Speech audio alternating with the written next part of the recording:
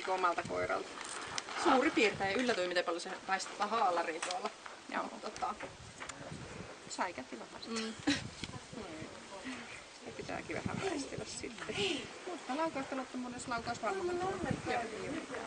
Ja luokset päästävässä on ihan kovillaan.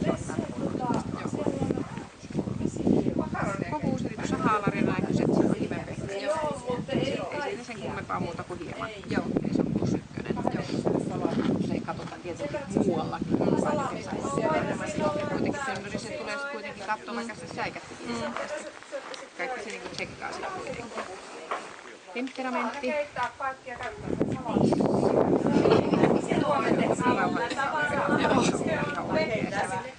Vähän putsaa.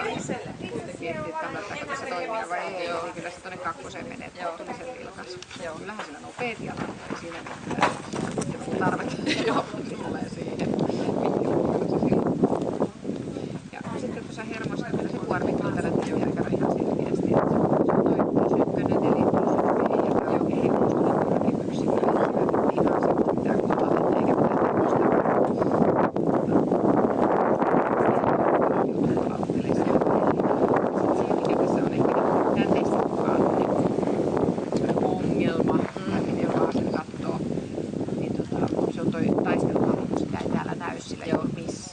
Sen takia se vähän näyttää vähän enemmän semmoista rippana oikeasti. Täällä se menee ihan riittämättömään. Et vähän se osaa vastaan tai ei edes halua tälle lukeille missään. Sitten on tuo puolustushalu, eli miten se lauma se haluaa puolustaa. No siinä alussahan se vähän uskalsi sanoa jotain, mutta sitten se päätti, että hän siirtyi tänne taaksevasemmalle. Ja siellä sitten pysyttiinkin, eikä sieltä noustu, vaikka miten yritettiin vähän antaa löysiä sille.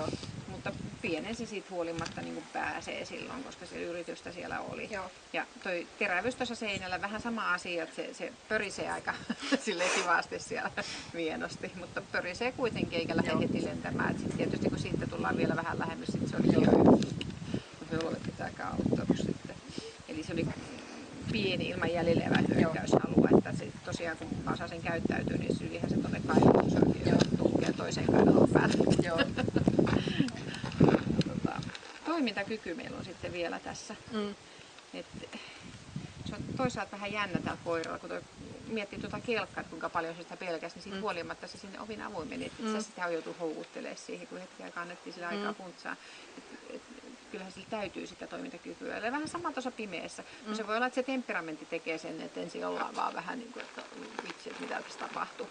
Ja sitten kun se on vähän aikaa saanut funtsaa sitä asiaa, niin sitten se lähtee toimimaan niin kuin tuollakin. Sitten se alkoi niin kuin nenänsä käyttää vihdoin ja viimein. Mutta kyllä se tuohon kohtuulliseen vielä menee, että se on kohtuullisen pieni plus 1 P.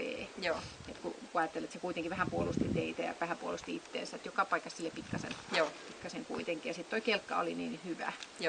Niin kyllä sitten on plussan puolelle vielä mennään. Ja meillä on plussia 135, mutta 20 miinusta. Sitten taisteluhalusta. Se oli ainoa miinuspaikka. 115 on sitten kotiin vielä. Kyllähän se on niinku suoritettu näin ainutkertaisesti.